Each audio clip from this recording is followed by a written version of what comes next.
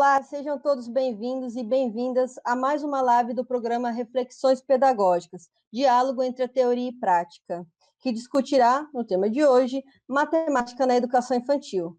Essa live foi elaborada pela equipe da Gerência de Educação Infantil da CEMED. O Reflexões Pedagógicas é um programa de formação continuada da Secretaria de Educação de Campo Grande MS, executado pela Superintendência de Gestão de Políticas Públicas Educacionais, SUPED. Para a realização desse evento, contamos com o apoio da Divisão de Tecnologia Educacional e da Divisão de Educação Especial. Agradecemos também às nossas secretárias, professoras Elza e Soraya, o nosso superintendente, professor Valdir Leonel, e a nossa gerente Bel Correia. Agradeço também aos tradutores e intérpretes Fabiana, Aureni e Marcos Fábio. Meu nome é Giovana, sou professora efetiva da REME e atualmente faço parte da equipe da Gerência de Educação Infantil. Essa live destina-se aos professores da educação infantil que atuam com as crianças de 0 a 5 anos, do grupo 1 ao 5. Serão discutidos aspectos teóricos e práticos acerca do trabalho com a linguagem matemática, seja no contexto de aulas remotas ou seja no contexto das aulas presenciais. A live será apresentada por mim e pela professora Priscila Casalcândia, que compõe a equipe da Gerência de Educação Infantil e também é professora efetiva da REME. Convido vocês para participarem do chat. Fiquem à vontade para deixar suas impressões e dúvidas, que a nossa equipe estará à disposição para responder os possíveis questionamentos. Professora Priscila, com você. Olá, bem-vindos e bem-vindas à nossa live. Como a Giovana falou, sou a professora Priscila. Hoje nós trataremos, então, sobre a matemática na educação infantil, reflexões e possibilidades. Pode passar os slides, por favor? Isso. Então, nesta formação, nós temos como principais objetivos refletir sobre as experiências que possibilitem às crianças estabelecer relações, solucionar problemas e fazer reflexões para desenvolver as noções matemáticas, Compreender também que o planejamento do professor precisa ser intencional e sistemático e que isso possibilita que as crianças construam sentido e significado sobre esses conhecimentos matemáticos. Então, a nossa proposta de hoje, o objetivo da nossa live é refletir sobre isso. Pode passar. Bom, então, nós temos aí como referência, para o nosso trabalho, atualmente a gente tem a BNCC, e na educação infantil ela traz uma estrutura de organização curricular por meio dos campos de experiência. Então, a gente queria hoje, trazer para vocês um recorte do campo de experiência, espaço, tempo, transformações, relações e transformações. Mas antes da gente tratar especificamente sobre os conhecimentos matemáticos na educação infantil, é importante a gente contextualizar um pouquinho para vocês, Então, como é que está organizado esse nosso currículo? E os campos de experiência, então, eles se constituem como uma forma da gente organizar o currículo, mas ele acolhe as situações e as experiências concretas de vida cotidiana das crianças e os seus saberes, porque elas já vêm para a instituição com muito conhecimento, do seu grupo familiar, da comunidade onde ela está inserida. E aí o currículo, então, considera tudo isso, toda essa bagagem que a criança já traz, mas entrelaçando-os com os conhecimentos que fazem parte do patrimônio cultural, Essa é a função social da escola, Trazer conhecimento para as crianças. Pode passar. Então, a gente sabe que... Isso, obrigada. Nós sabemos que as crianças, desde pequenas, muito pequenas, elas já estão imersas em um ambiente em que os conhecimentos matemáticos se apresentam de variadas formas no cotidiano da criança, porque elas observam e elas participam, junto com os adultos, junto com uma criança mais experiente, dessas situações que trazem também esse conhecimento matemático. Então, elas vão construindo, paulatinamente, essas ideias sobre o que é a matemática, sobre como se faz a matemática e também sobre si mesmas, né? Pensando e fazendo a matemática. Um exemplo que a gente pode dar é quando a criança começa a atribuir sentido, né, para o aniversário dela, quantos anos ela tem. Esse sentido e esse significado, né, só vai acontecer por meio dessa interação com o adulto, por meio de conversas, de brincadeiras, né? Por meio das experiências vividas mesmo nesse contexto familiar. E aí, então, a gente pensa que ela já tem essa bagagem, e aí a gente transporta, então, tudo isso para o nosso trabalho. Como é que a gente vai organizar isso? Então, a nossa referência é a BNCC, e né? Em decorrência dela, a gente tem o nosso documento orientativo da rede, que se chama Educação Infantil, né? Referencial curricular. A gente tem aí a capinha dele para vocês observarem, e a gente traz nele os campos de experiência. Só que a gente queria fazer só um destaque que na BNCC, né, a título de informação mesmo, nós temos 5 campos de experiência, certo? E no nosso documento, nós temos, então, 6 campos de experiência. Por quê?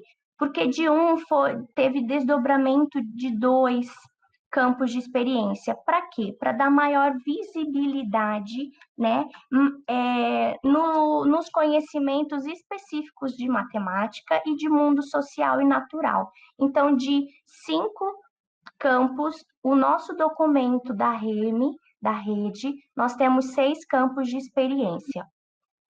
Então, o que é importante também a gente reforçar com vocês hoje, que na live nós vamos fazer, então, esse recorte, né, didático para a gente discutir especificamente os conhecimentos matemáticos, mas ele se compõe, olha só, no campo espaço, tempo, quantidades, relações e transformações, né? Só que o nosso arranjo curricular, por meio dos campos de experiência, nós precisamos, então, garantir a integridade entre eles, né?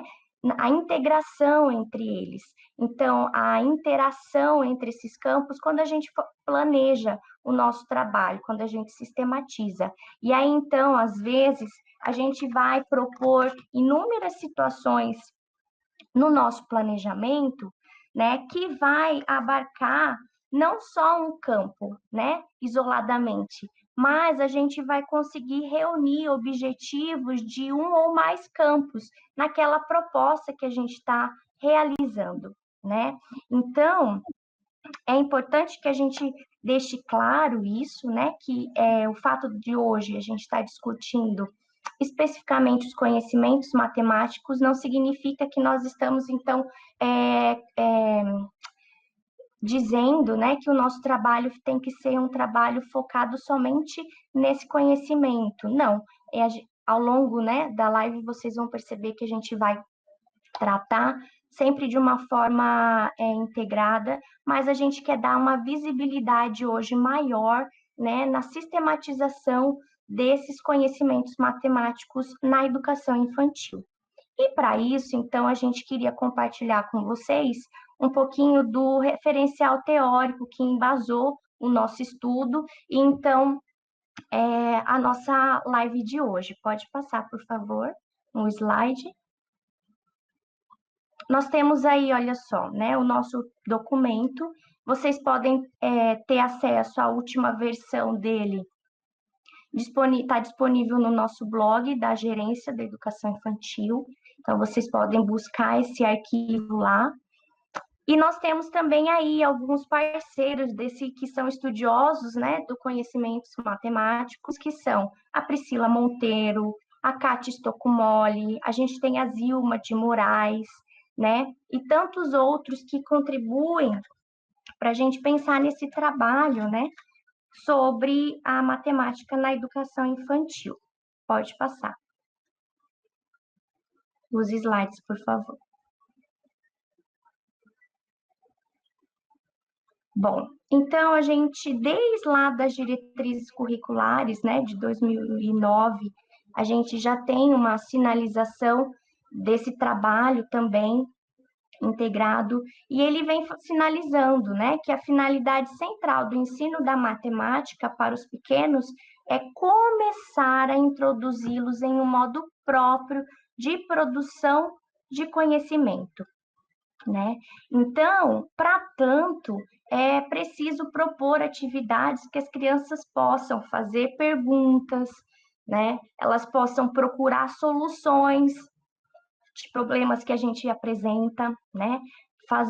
Buscar pontos de apoio, opiniões diferentes, experimentar, errar nesse processo de aquisição desse conhecimento é extremamente importante, fazer análise é muito importante, corrigir e ajustar, né? Comunicar procedimentos e resultados e defender o ponto de vista e considerar a produção dos outros. Então, quando a gente pensa nas propostas, a gente precisa garantir que as crianças tenham a oportunidade de vivenciar todas essas situações aí que a gente acabou de falar, né? Então, desde lá também do nosso antigo referencial curricular de 1998, ele já sinalizava também, né, que a gente tem uma forma sistemática e didática de trazer esse conhecimento matemático para as crianças, né?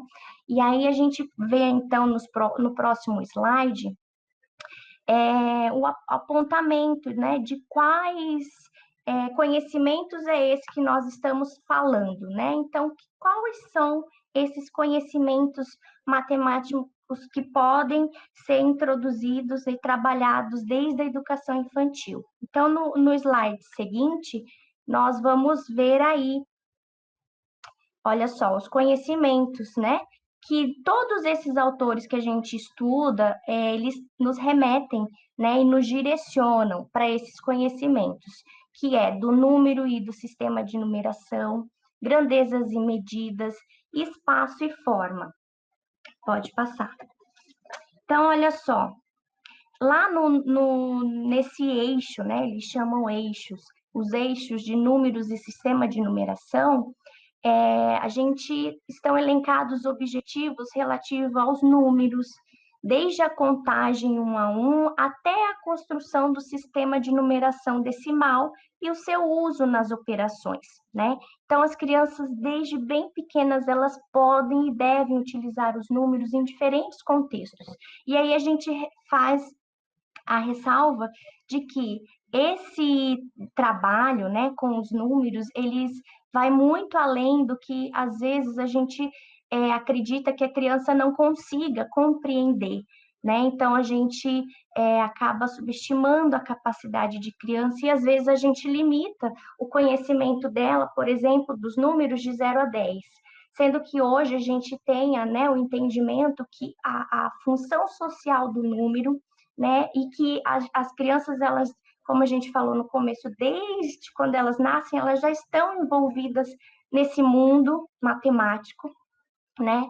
E aí, então, a gente precisa sempre garantir que elas avancem, né? Porque as práticas sociais e culturais dela, esse senso comum do qual ela já está inserida, a gente tem que desafiá-las a aprender mais, né?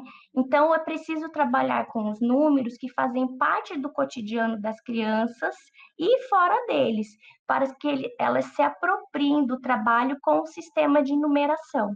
E ao longo disso, elas vão fazendo as suas lógicas, né? Então, uma criança pequena, ela começa a formular hipóteses para compreender as regularidades do sistema de numeração. E a gente tem que ter essa sensibilidade de perceber e avançar com ela nesses conhecimentos, né? Pode passar. Por favor, o slide. Outro eixo importante é a grandezas e medidas, né? Então, a gente tem aí que trata do desenvolvimento do ato de medir, considerando as diferentes grandezas, né? De massa, de temperatura, enfim. E as crianças, elas podem participar de situações nos quais a medida resolva efetivamente um problema proposto, né? Então, aqui a gente tem as nossas atividades de receitas que a gente tem costume de fazer. Ali a criança tem a oportunidade de perceber as relações e as transformações, né, que ocorrem a partir dessa experiência de se fazer uma receita de um bolo, por exemplo.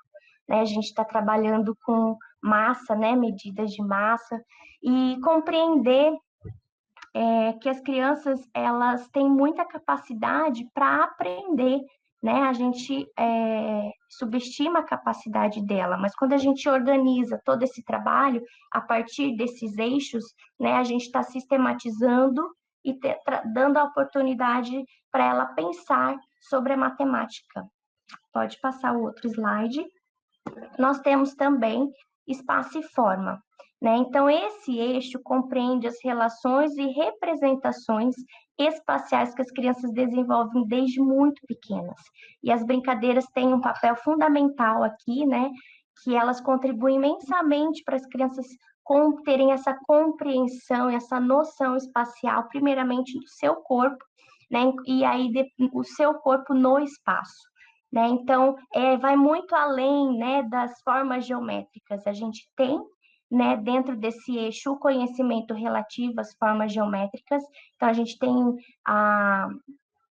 que fazer que as crianças aprendam com relação a nomear, identificar as figuras geométricas, sejam planas ou não, né? Mas a gente pode ir muito além, né, trazendo, por exemplo, situações que as crianças possam criar e construir objetos tridimensionais. Então, isso nós estamos garantindo que elas possam perceber as relações e as transformações, né, dentro desse eixo espaço e forma. Então, no cotidiano, existe uma série de problemas que envolvem os conhecimentos espaciais, que não são espontâneos e, portanto, a escola tem uma responsabilidade de ensinar e sistematizar isso. Então, hoje a gente consegue, né, organizar o nosso trabalho e fazer essas relações e compreender, né, que quando a gente pensa numa proposta, a gente tem que garantir a continuidade dela, para que a criança compreenda, então, o sentido e o significado daquilo, que ela consiga fazer relações, né, desse conhecimento com as situações vividas, e aí produzir o conhecimento dela. Pode passar esse slide, por favor. Então, olha só, quando a gente trabalha esses conhecimentos matemáticos, sistema de numeração, grandezas e medidas, espaço e forma, por meio da resolução de problemas, as crianças poderão desenvolver a capacidade do quê? De generalizar, de analisar, sintetizar, fazer inferências, formular hipótese, deduzir, refletir e argumentar. Então, olha quantos conhecimentos, né, o trabalho com a matemática pode proporcionar na vida da criança, né? Então, a gente organiza o nosso trabalho, né, dentro desses eixos, né, compreendendo eles como um todo, né? Pode passar os slides, por favor.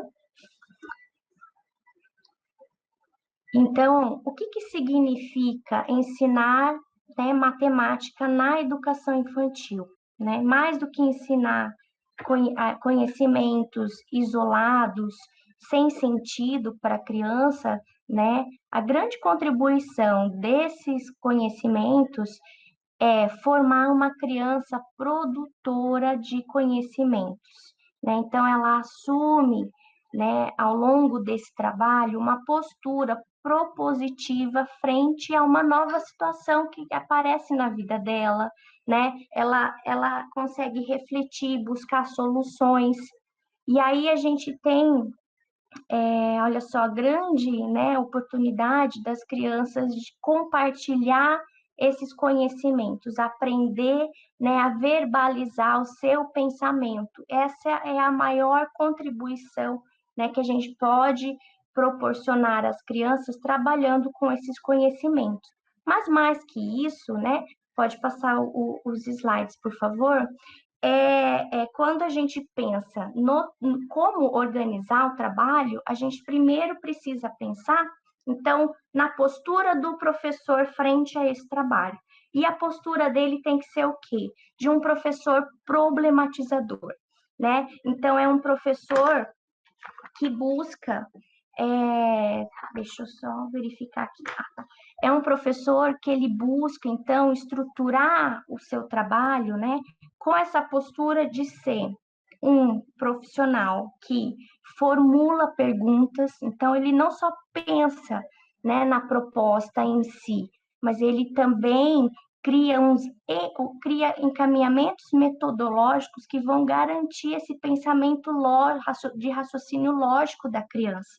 Então, ele planeja comentários, né, para fazer com as crianças, para pensar num problema a ser resolvido. Ele formula perguntas que ele quer que as crianças respondam, ou que pelo menos suscita um pensamento nela, né? E todas essas propostas precisam vir sempre com uma ação desafiadora, né? Então, a proposta, quando a gente pensa em trabalhar a matemática a partir, seja nesses três eixos que nós comentamos, tendo essa postura de ser essa perspectiva metodológica, né?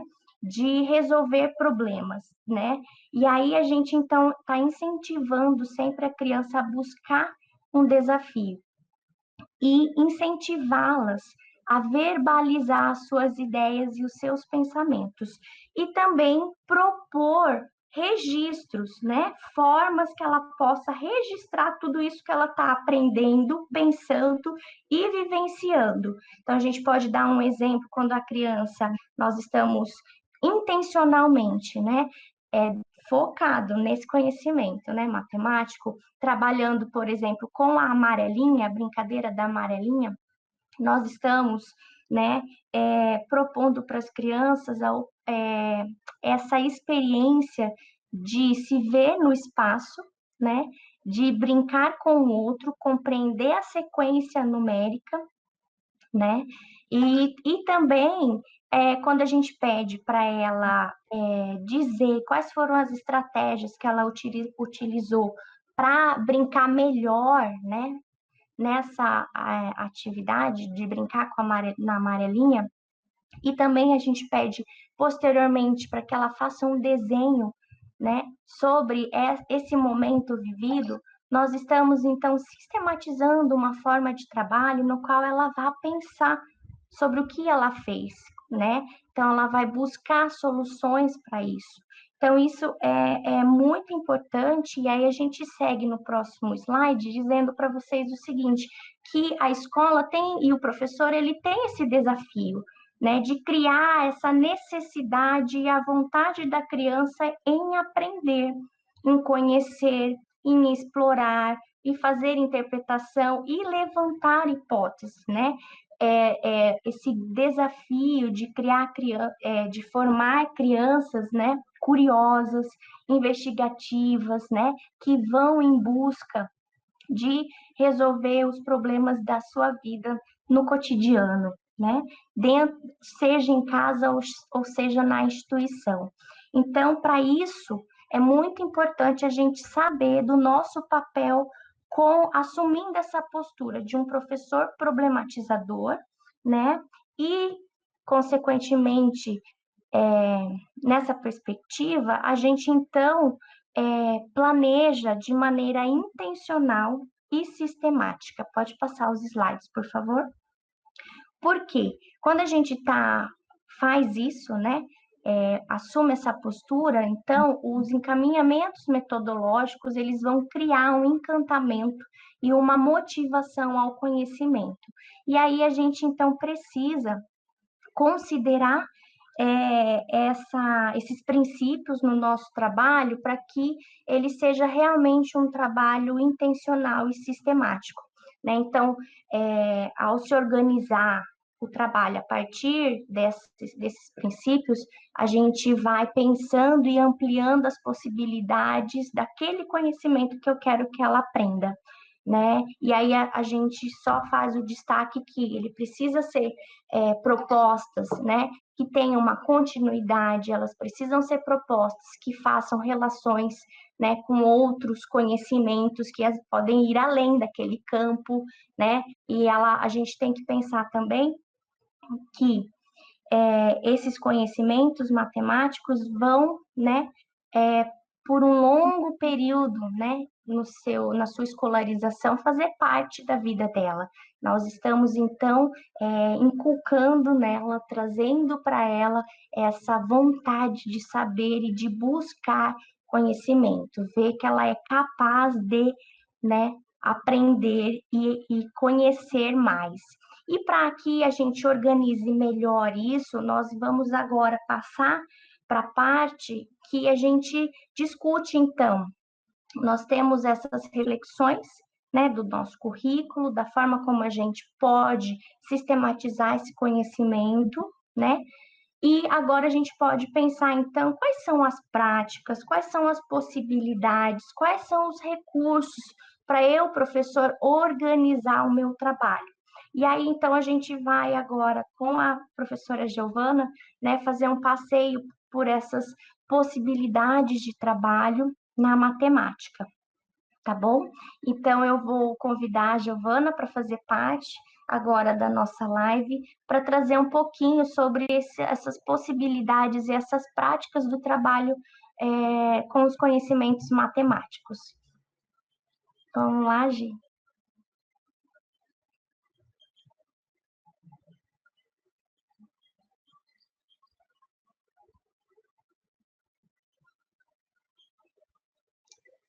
Vamos lá?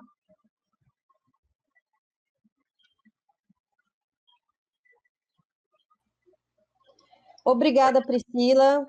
Vamos dar uma continuidade, então. Professor, pode passar o slide, por favor?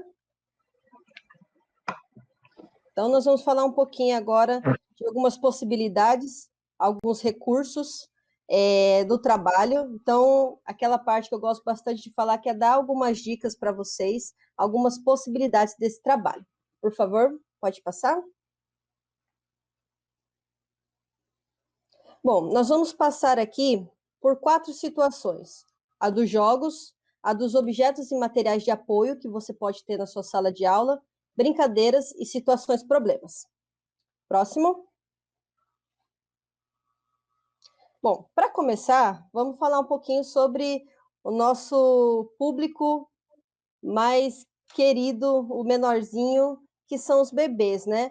Giovana, dá para trabalhar matemática com os bebês? É claro que dá para trabalhar, né?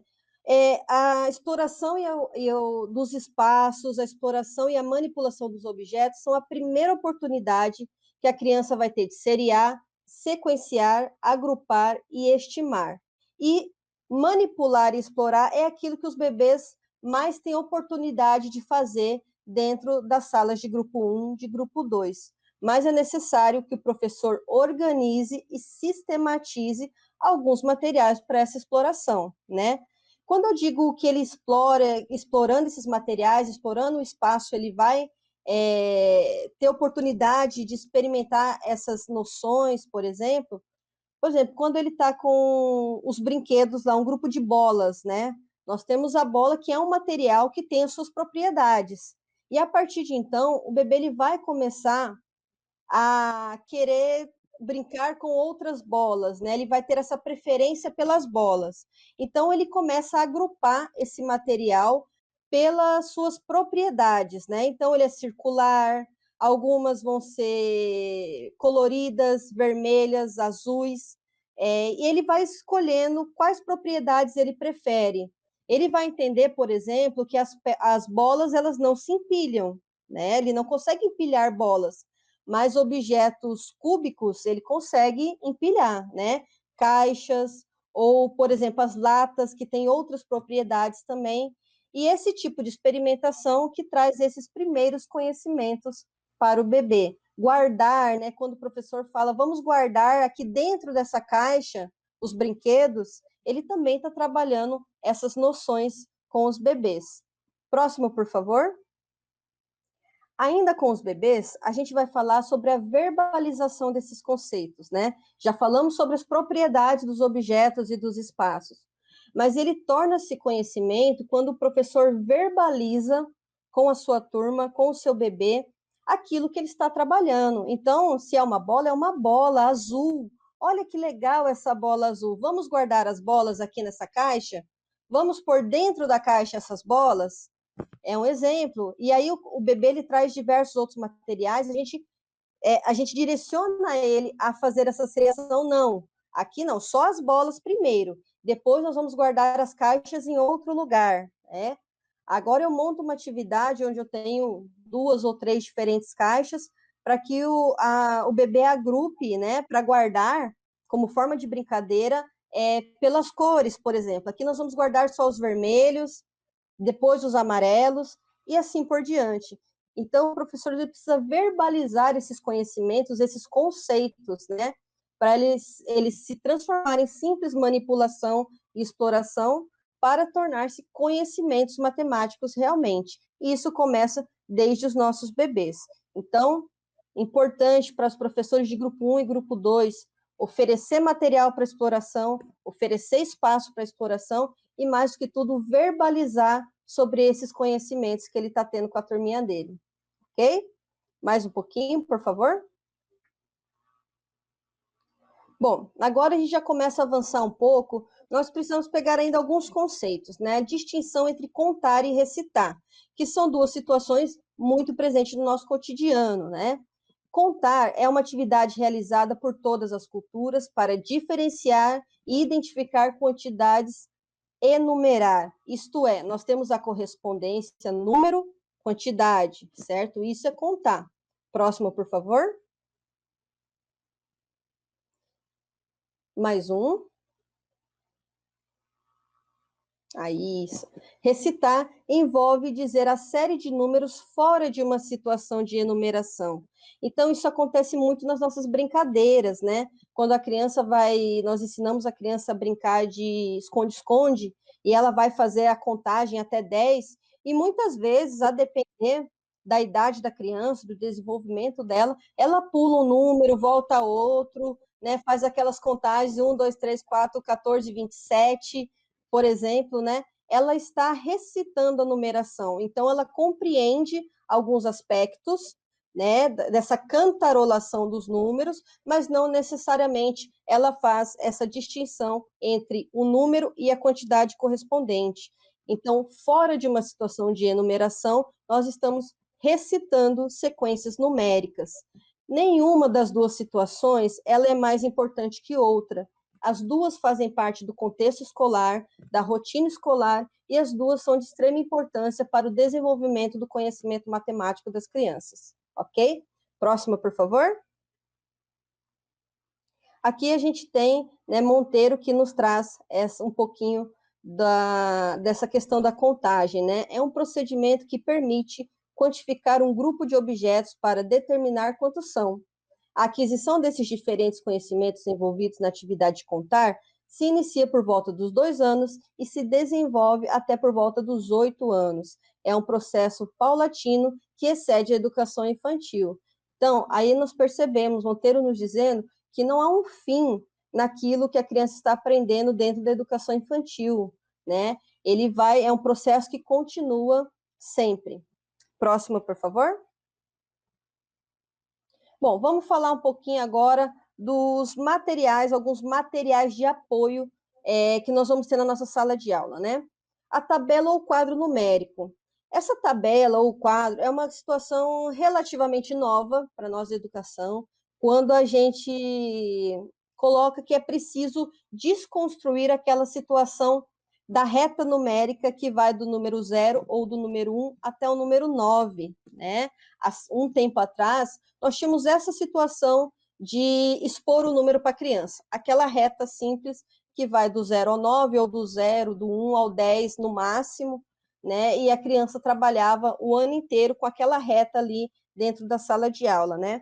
Hoje nós percebemos que ter uma tabela, ela permite mais exploração, ela permite a investigação da criança, amplia os seus conhecimentos sobre as regularidades do nosso sistema de numeração, porque o nosso sistema ele não para no número 10 ou no número 9, ele é um sistema infinito, né? Os números são infinitos, mas existe um sistema, existe uma regularidade, uma continuidade nesse processo, e só a tabela ou o quadro numérico que permite que a criança consiga ter esse conhecimento, né? Então, pode passar, por favor? Temos aí 2 exemplos de tabela numérica, né? O quadro numérico, porque às vezes o professor ele pergunta para a gente qual que é o correto, eu começar do número 0 e ir até o número 99, ou começar do 1 e ir até o número 100, ou parar pelo número 30, pelo número 50. Bom, o importante é que a criança perceba a regularidade do sistema. Isto é, o nosso sistema de numeração é um sistema decimal. Isso quer dizer que ele anda de 10 em 10. Então, por exemplo, se eu resolvo começar minha tabela do número 0, eu vou ter que ter embaixo do número 0 todos os decimais completos. Então, o 10, 20, 30, 40, 50 e assim por diante. E que ele vai somando uma unidade a mais a cada vez que ele anda. Então, percebam lá, embaixo do número 1, eu tenho todos os decimais terminados em 1. Do número 2, igualmente, 12, 22, 32 e assim por diante. Então, essa é uma forma da criança perceber, com o tempo, explorando essa tabela, tendo essa tabela como fonte de pesquisa, ela consegue perceber que existe uma regularidade aí. Quando eu começo pelo número 1, eu também consigo fazer isso, se eu tivesse cuidado de colocar as dezenas corretas embaixo delas. Então, 10, 20, 30, em vez de estar no início, está lá no final, mas mesmo assim com uma regularidade. Então, o professor pode escolher aonde por onde ele vai começar. O importante é deixar bem expresso para a criança essa regularidade através desses decimais, certo? Então, vamos esquecer a reta numérica e trabalhar com a tabela ou o quadro numérico, ok? Pode passar, por favor? Bom, o quadro numérico, a tabela numérica, ele é um material de apoio fixo na sala de aula, né? Nós vamos ter ela fixa lá, principalmente a partir do grupo 3, certo? Aí eu vou apresentar para vocês alguns outros materiais que é interessante se o professor tiver a possibilidade de ter esses materiais, como o relógio, a balança, a fita métrica, calculadora, aparelhos telefônicos que já estão fora de uso, né? São todos materiais que conseguem mostrar para a criança o uso social desses números, né? Porque são materiais que estão no dia a dia. A criança vai reconhecer aquela fita métrica no pai que trabalhou, fez algum conserto em casa, ou na mãe, na tia, não algum conhecido que faz costura, por exemplo, né? O relógio é um material que está sempre presente, quase todo mundo tem. Se ela não tem o relógio, ela usa do celular para ver as horas, né? Então, são situações do cotidiano de vida que a gente pode trazer para dentro do cotidiano escolar, que vai ajudar a criança a perceber esse uso social da matemática, dos números, entre outros, ok? Esses materiais, eles podem estar nas situações, por exemplo, de brincadeira, onde a criança vai explorar livremente esse material, ou também em situações de explorações mais dirigidas, mais sistematizadas pelo professor, certo? As duas situações é muito importante acontecer. Próximo, por favor. Outros materiais de apoio que nós temos também, vamos falar um pouquinho dele, que são os materiais não estruturados, né? Materiais que o professor ele vai estruturar, ele vai confeccionar, ele vai organizar para ter na sua sala de aula. Temos aí um exemplo clássico daquilo que eu acredito que todos vocês têm dentro da sala, né?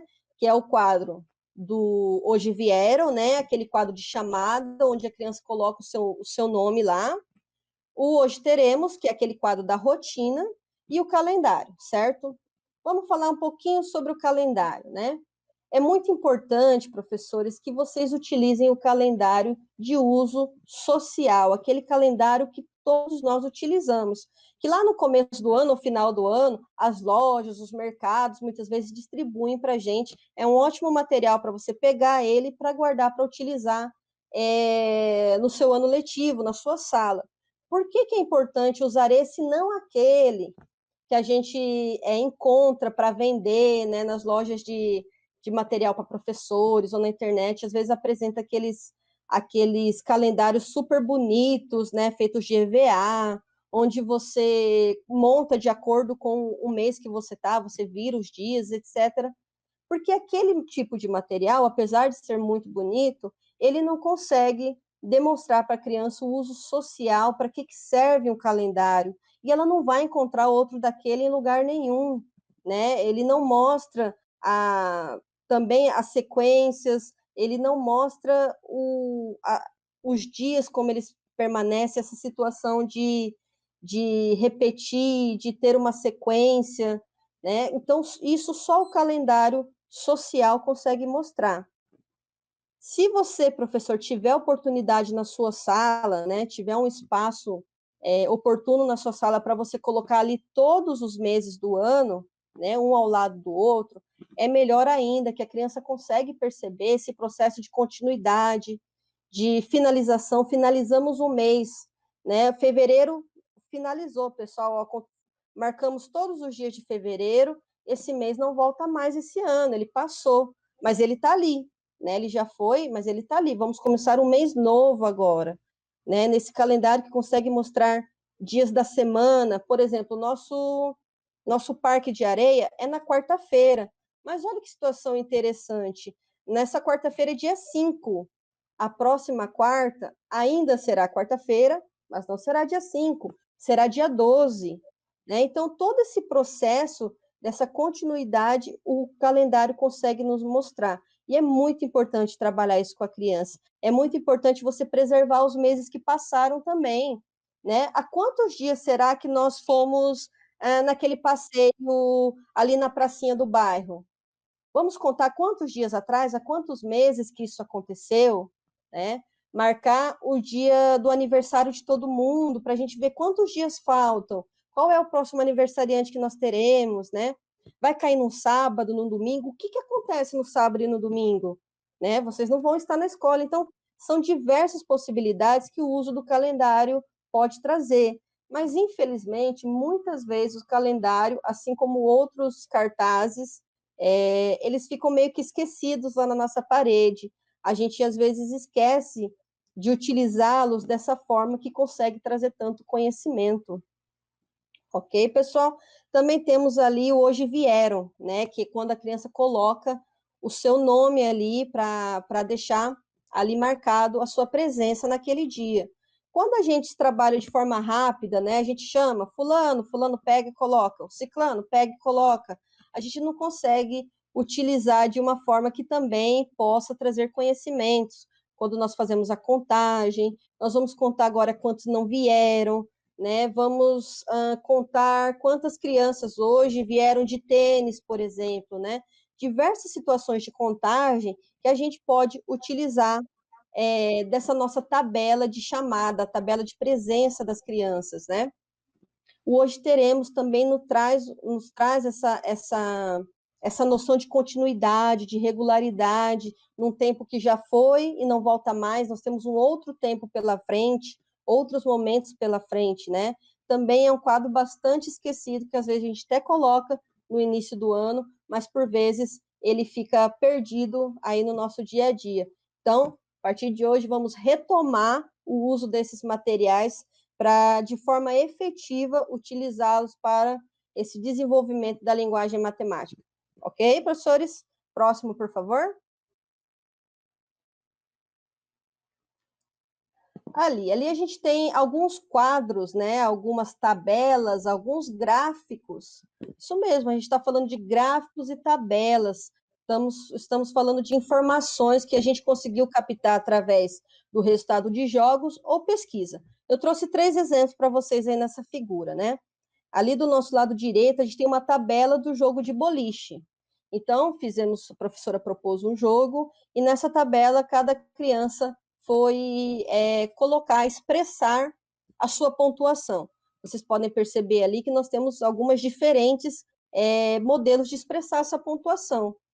Percebemos que são crianças que nem todas da turma conseguem fazer a escrita gráfica do número, mas elas tentam fazer, elas fazem participação na construção dessa tabela, elas utilizam socialmente essa tabela e o número através de uma situação vivenciada por elas, que foi o jogo de boliche, né?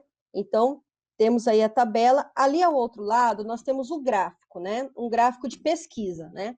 Ali a professora trabalhou a pesquisa sobre animais preferidos, os animais preferidos, ou de estimação ou os preferidos.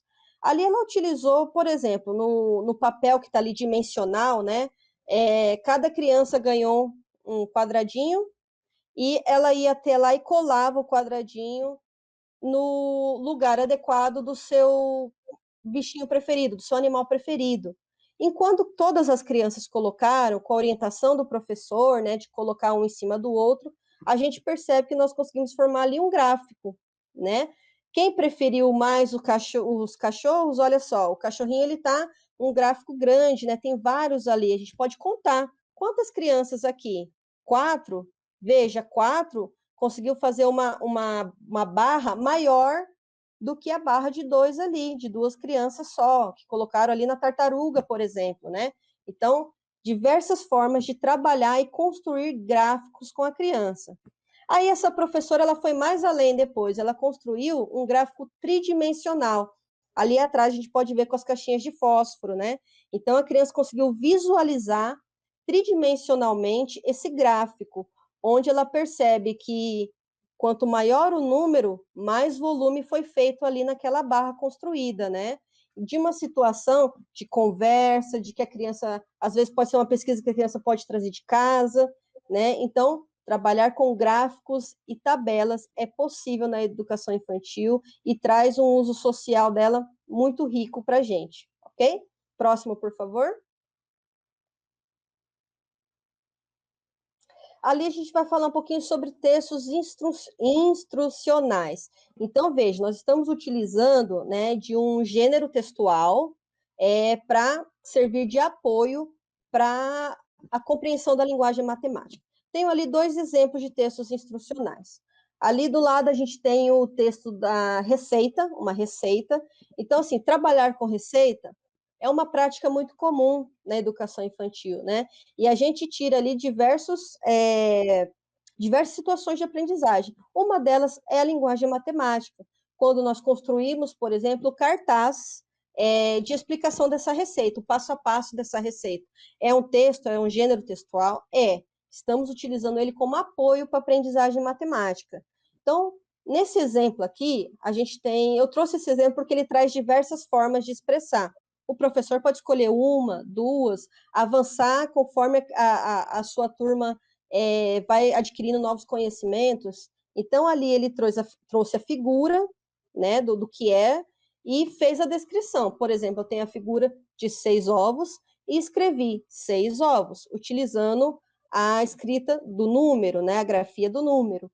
Então, uma forma de explorar isso, nós temos aí, estamos falando de número, de quantidade, além dos outros campos de experiência que isso pode abordar também. Ali do lado a gente tem a dobradura. A dobradura também é uma situação muito interessante, porque ela traz um conceito matemático muito importante, às vezes muito esquecido, que é a simbologia. A matemática, ela se utiliza de símbolos, né? Quando a gente já está lá no nosso ensino fundamental, quando a gente já está estudando para os vestibulares, para os Enems, a gente faz muita conta matemática, e nessa conta ela apresenta símbolos, mais, menos, divisão, multiplicação, igual, diferente, maior, menor, enfim, uma infinidade de símbolos que a matemática usa muito. E a dobradura é um primeiro passo para entender o que é simbologia, que um desenho, uma figura, ela representa uma ideia toda. Olha só, a gente tem ali a dobradura do peixe, onde, por exemplo, a instrução ela não está escrita, ela está simbólica. Então, o que quer dizer esse pontilhado atravessando a folha de papel? Quer dizer que ali vai haver uma dobra. O que quer dizer esse risquinho, essa flechinha torta para baixo? que a dobra vai vir daquele local para baixo, né? De uma direção para outra. Então, assim a gente consegue trabalhar esse início de simbologia com as crianças através das dobraduras. Fora que a exploração espacial, né, que a dobradura também traz de conhecimento, é muito grande. Próximo, por favor. Bom, as brincadeiras, né? Brincando, a criança se defronta com desafios e problemas, tem a oportunidade de desenvolver noções espaciais de grandeza, tempo e fazer estimativas, além de outras noções, né? A Priscila falou um pouquinho das brincadeiras, elas são autoexplicativas quando a gente fala de matemática, né? Próximo, por favor. Então, ali, alguns exemplos com bolas, com cordas. Próximo, por favor. De roda, perseguição, todas essas brincadeiras, elas levam a criança a interagir com o espaço, a interagir com as noções e interagir também com as situações de contagem, né? Então, a brincadeira direcionada com uma objetividade do professor para expressar esses conceitos matemáticos. Próximo, por favor. Bom, vamos falar dos jogos aqui.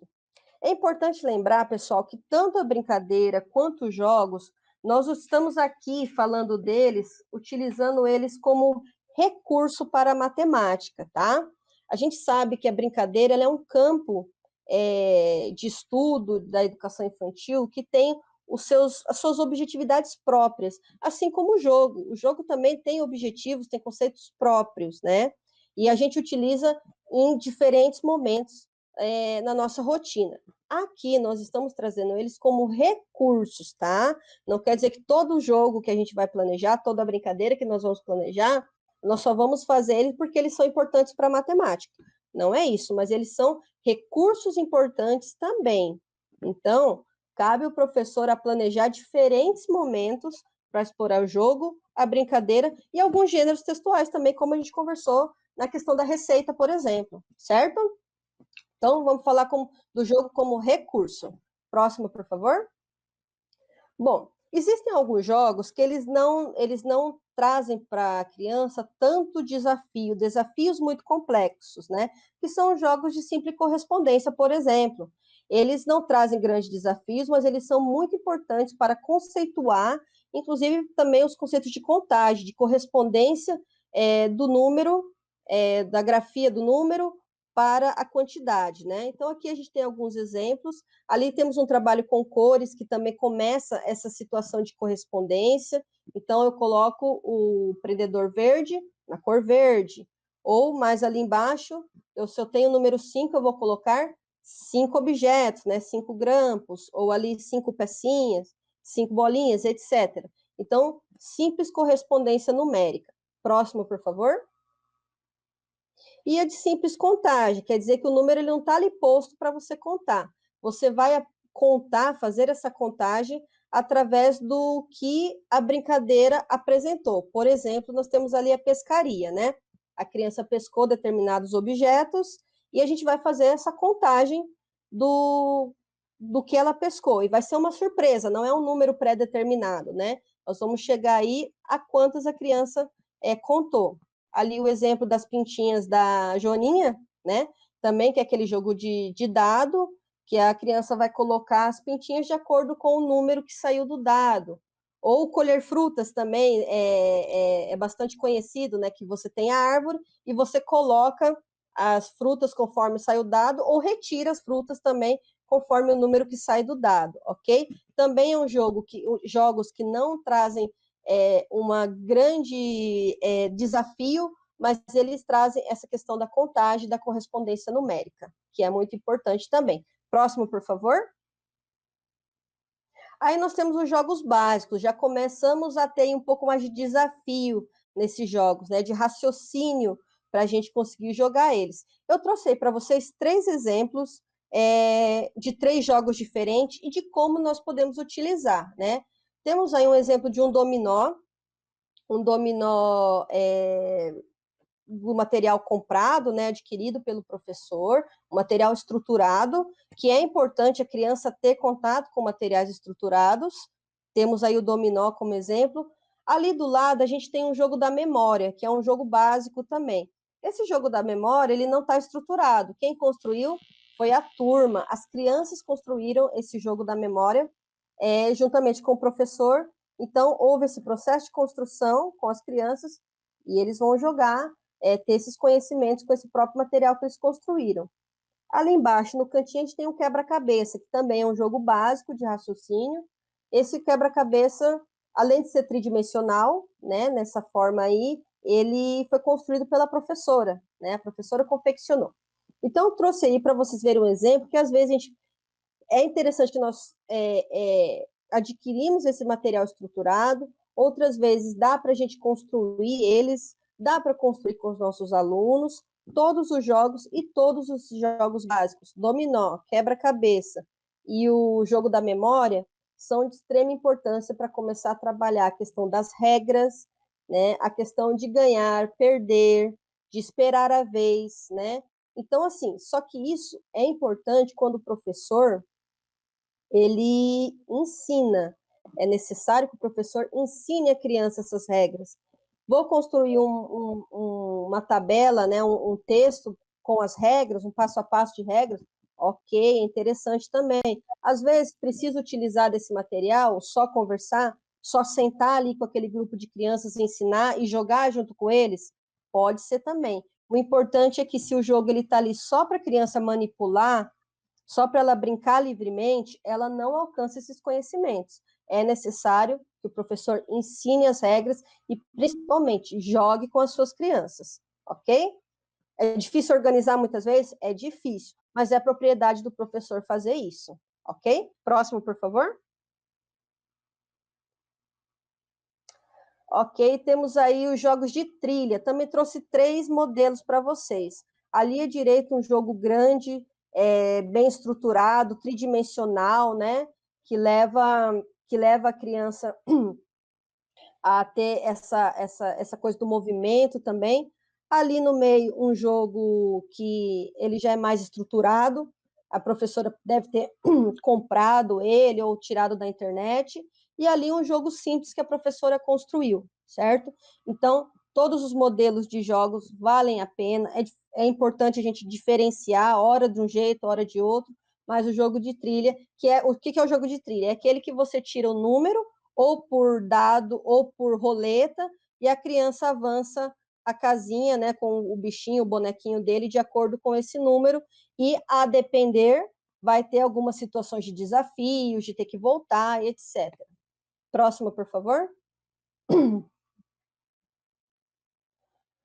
Uso de dados. Aqui eu trouxe como exemplo para vocês também, para mostrar que todos os dados são importantes ser utilizados, tá? Não existe o dado certo e o dado errado. Temos dado estruturado, o dado que a professora construiu, o dado de cores, que a depender do jogo, ele consegue ser utilizado também, o dado com a escrita do número, que é um desafio a mais também, né? Para as crianças, em vez de só contar as bolinhas, identificar e dizer qual é esse número. Próximo, por favor. Falar um pouquinho, rapidinho para vocês, algumas situações em que o professor, ele acaba dificultando o raciocínio lógico da criança, tá? Trouxe 2 exemplos para vocês. Por que o professor faz isso? Porque ele está errado? Porque ele não tem conhecimento? Não, é porque muitas vezes a gente vai pesquisar material para a nossa aula, né? A gente usa de fonte de pesquisa para engrandecer a nossa aula, sempre com boas intenções, mas às vezes a gente acaba não pensando em algumas situações. Por exemplo, eu tenho um exemplo aí de um jogo de boliche montado pela professora, onde ela colocou os números ali, certo? Se eu vou jogar com uma turma de grupo 2, 3, até o 4, iniciando o grupo 4, e eu tenho como objetivo que a criança conte quantos pininhos ele derrubou, mas a criança vai lá, ela jogou, ela derrubou 2 pinos, né? Ela fala, opa, derrubei 2. Só que a criança vai olhar aquele pino que ela derrubou, ela está lá com o número 8 marcado. Mas por quê? O que quer dizer? Isso na cabecinha da criança, né? Até para o professor explicar o que tem a ver, por que tem o número 8 aqui se o meu ponto foi 2, eu fiz 2 pontos só. Nem o professor sabe explicar por que aquele 8 está fazendo ali. Agora, se eu estou utilizando um jogo, né, já com crianças que vão conseguir ter esse raciocínio de somar pontos, aí ok, aí eu utilizo esses números colados nas garrafas, porque o meu desafio não é só contar quantos eu derrubei, é fazer o somatório dos meus pontos, certo? Então, vamos pensar nos nossos objetivos. A mesma coisa acontece ali com uma trilha onde o professor numerou os quadradinhos da trilha. Enquanto ele está no primeira jogada do dado, beleza, se ele tirou 3, ele vai chegar no número 3. Mas se na próxima jogada ele tira 3 de novo, ele não vai ter um número 3 para ele procurar, como foi a lógica da primeira jogada dele. Entendem? Que a gente desconstrói a lógica da criança quando a gente dificulta isso, né? Então, a gente tem sempre que pensar qual que é o meu objetivo, com que turma que eu estou trabalhando, para eu construir os meus jogos de uma forma direta, que ajude no raciocínio, não que atrapalhe, certo? Próximo, por favor. Resolução de problemas, adoro também falar um pouquinho, que é uma situação que é esquecida muitas vezes também dentro da sala de aula no cotidiano. Vou dar alguns exemplos dessas resoluções de problemas. Passa para mim, por favor. Adivinhas o que é? O que é? É amarela com listras pretas e faz zoom, zoom. Então, aí nós temos também o uso de um gênero textual para trabalhar a matemática. Mas, Giovana, nessa adivinha aí não tem número, não tem nenhuma situação de número. Não, não tem, mas tem situação de raciocínio lógico, de eu começar a trabalhar o raciocínio, certo? Isso é um pontapé inicial para a gente trabalhar com os raciocínios com números, né, com situações de operações matemáticas. Então, é importante trabalhar com adivinhas quando eu tenho esse objetivo, faz parte da linguagem matemática também. Próximo, por favor. Simulação da realidade. Tenho 2 exemplos de simulação da realidade. Eu coloco para as crianças, olha, a Maria e a irmã estavam prontas para sair, ela foi tomar um suco e derrubou no vestido. E agora? O que ela vai fazer? Eu coloco esse problema para a criança responder, para a turma responder, né? E aí eu posso propor que eles falem, que eles entrem no consenso, ou eu só capto a resposta de cada um, né? Ou eu falo para eles em grupo decidirem qual é a melhor resposta. Eu posso propor um quadro, uma tabela, como a gente já conversou, né? Eu posso propor que eles expressem, tentem fazer a expressão escrita dessa resposta deles, enfim, através de um desenho, etc. Várias possibilidades através da simulação da realidade. E ali embaixo, né, em cima, como eu falei para vocês, não necessariamente tem que ter número, mas embaixo eu já trago um exemplo com número ali, né? Havia 4 passarinhos no ninho e 2 já aprenderam a voar. Quantos a mamãe ainda precisa ensinar, né? Também com a possibilidade das respostas trabalhar diversas formas. Próximo, por favor. A partir de uma figura. Eu trago uma foto, uma figura ali para a criança. É importante pensar na riqueza dessa figura, né, etc. Mas, já pensando nisso, né, outras formações, outras reflexões trazem para vocês, né, a importância da gente escolher o nosso material de trabalho com propriedade. Trouxe aqui essa figura. Vamos lá. Aí, diversas situações numéricas, por exemplo. Quantas crianças estão no carrinho? Quantas crianças estão fora? Quantas crianças estão ao todos? Situações de problemas não numéricos. As crianças estão brincando, começou a chover, e agora? O que elas vão fazer? O que elas podem fazer, né? E aí você vai ver que a infinidade da criatividade das crianças é maravilhosa e leva a todo esse desenvolvimento de raciocínio, de criatividade, de argumentação, né? Próximo, por favor. A partir do cotidiano. Para a atividade de hoje, nós precisamos de uma tesoura para cada um de nós. Então, quantas tesouras nós precisamos? Nós temos aqui na nossa sala todas essas tesouras? Aonde está? Vamos contar para ver se a gente tem realmente? E se não tiver, o que a gente vai fazer agora? Né? Então, em uma situação de cotidiano, nós conseguimos ter problemas numéricos, problemas não numéricos, podemos ter uma discussão de possibilidades com as crianças, ok? Próximo, por favor. Materiais estruturados, tá? Igual eu falei, é importante o professor construir, mas também é importante os materiais estruturados, que também às vezes ficam esquecidos, né? O uso do Tangram, que é um quebra-cabeça, que ele traz desafios, não quando você deixa ali para a criança explorar livremente. Há um momento de exploração? Há um momento de conhecer o material e explorar, mas há um momento do professor trazer o desenho ali da casa, do animal. Tem diversas coisas que dá para você construir com o Tangram para a criança tentar fazer a representação disso, utilizar desse material para solucionar esse quebra-cabeça. Ali a gente tem os blocos de montar, os bloquinhos de montar, né? Ali, por exemplo, nessa atividade, a professora trouxe uma figura de uma estrutura da própria comunidade, se não me engano, acho que era a igreja ali da comunidade do Tia Eva, para que a criança reconstruísse ela através do material que ela tem. Também é um desafio, né? Um desafio ali construir, representar, montar esse quebra-cabeça para deixar igual a proposta da professora, ok? São exemplos para vocês, tá? Próximo, por favor.